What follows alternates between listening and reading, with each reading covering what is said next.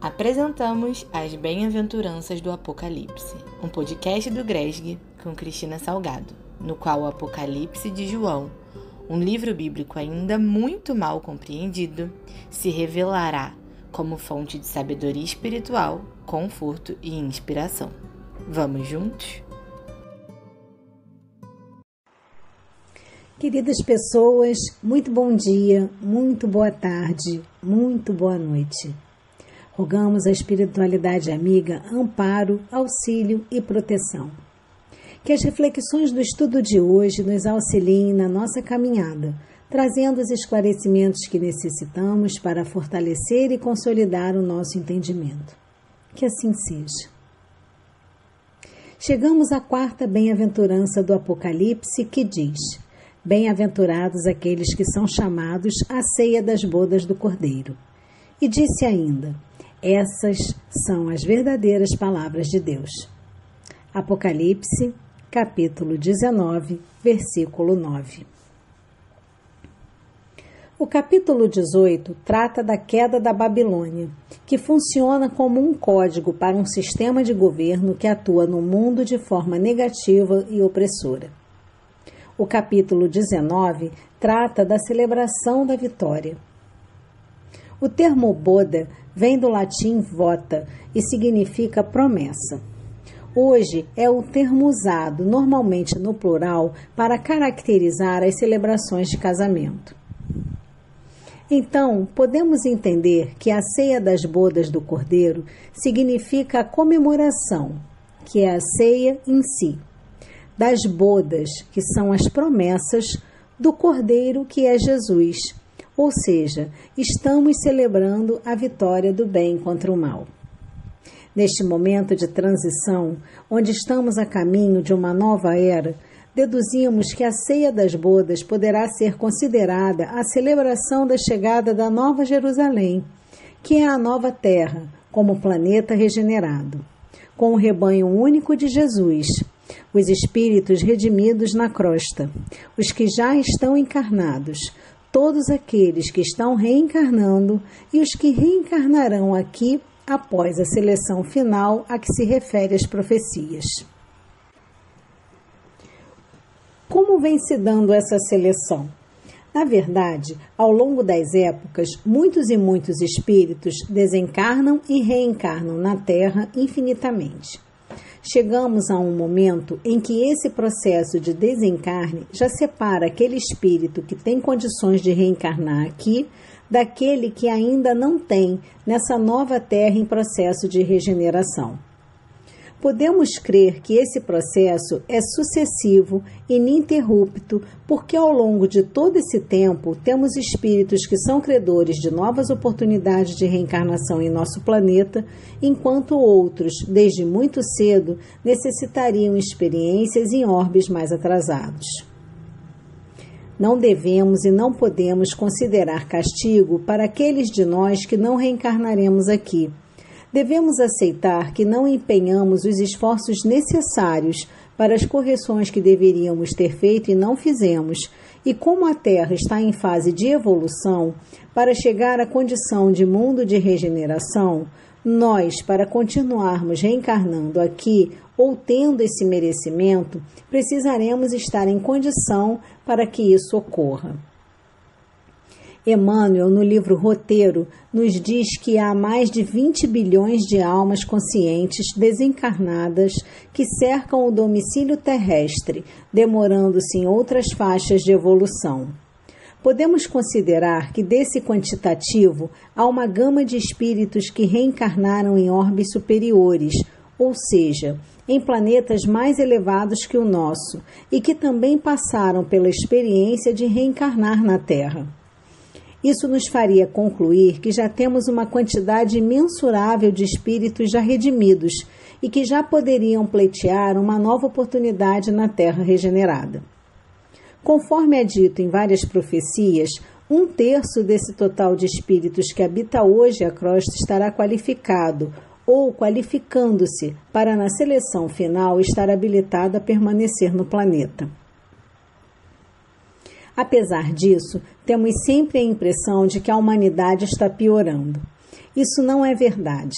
Devemos considerar a hipótese de que os que se redimiram já se encontram na erraticidade em um processo de espera para retornar, ou ainda, já reencarnaram em mundos superiores, e os que ainda são obstinados no mal vão permanecendo por aqui, tendo novas oportunidades de reencarnação, de modo que consigam vencer seus maus pendores e seus comportamentos inconscientes, até que na seleção final, pelo fato de não terem obtido os resultados esperados, serão direcionados a novos processos de reencarnação em outros mundos inferiores, na mesma faixa do nosso planeta ou mais baixos. Dessa forma, podemos concluir também que a nossa escola terrestre permite o aproveitamento de uma gama muito expressiva de espíritos, não sendo isso percebido porque não temos por aqui observadores verdadeiramente capazes de tornar esse senso público. Não há mestre que se compare a Jesus, e todo seguidor empenhado em seguir-lhe os ensinamentos certamente é fadado ao sucesso. Então, vamos analisar o futuro próximo do perfil da humanidade?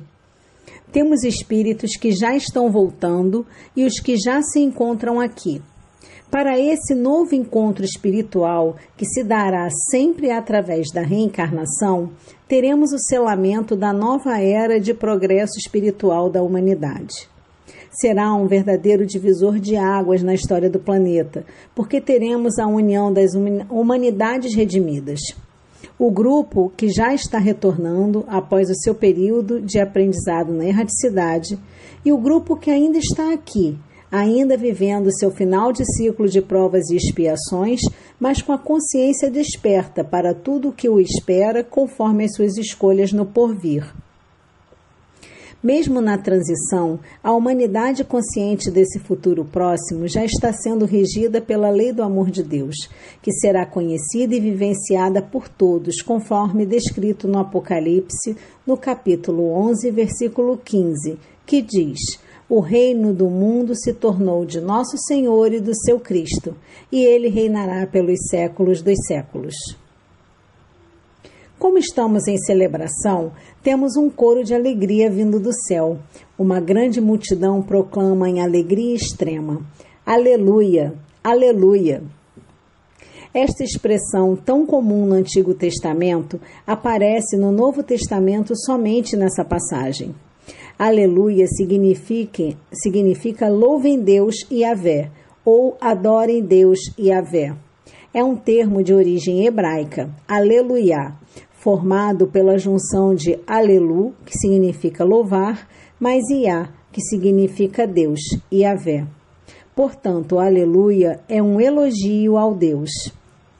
Para esta celebração, todos nós estamos sendo convidados, encarnação após encarnação. Há quanto tempo sabemos que os tempos são chegados? O convite continua válido e ainda estará válido por mais algum tempo, para nós que queremos fazer parte do grupo de espíritos em condições de adentrar e viver em um planeta de regeneração. O noivo, isto é, Jesus, e a noiva, o nosso planeta regenerado, dizem: "Vem, aquele que tem sede, venha, e quem quiser, receba de graça a água da vida." Essa frase está em Apocalipse 22:17. Muitos são chamados e poucos escolhidos. A escolha, contudo, não é arbitrária, e para ela não há favorecimentos injustos. Jesus não tem preferências. Na verdade, ele nos quer, a todos nós, indistintamente. Porém, sabe que cada um de nós tem seu próprio tempo, e por isso somos os autores dessa escolha em função do nosso merecimento. Devemos considerar de forma limpa e imparcial que, com o conhecimento que temos, vindo dos esclarecimentos recebidos através da espiritualidade, não estaremos salvos e nem teremos lugar cativo por seguir dogmas e rituais externos relativos à religião, qualquer que seja ela. Emmanuel nos mostra, contudo, a diferença entre os chamados e escolhidos. No texto Escolhidos, que está no livro Fé e Vida de Francisco Cândido Xavier, ele diz, abre aspas, Todos somos chamados para a construção do bem de todos segundo as leis de Deus. Muito fácil reconhecer os escolhidos. Os irmãos que recusam trabalhar permanecem chamados. Compreendendo-se que a justiça divina ignora privilégios, todos aqueles que se decidem a servir são escolhidos por efeito da própria escolha. Fecha aspas. Bem-aventurados sejam, então, aqueles que, convidados para a ceia das bodas, aceitando o convite, se qualificam dia a dia, momento a momento, para a festa de luz. Aleluia! Chegando ao final de nossa reflexão de hoje, pergunto: o que acharam? Será que estamos entre os que se empenham e qualificam para a festa de luz? Aguardo você na próxima semana para refletirmos juntos sobre a quinta bem-aventurança do Apocalipse de Jesus. Até lá!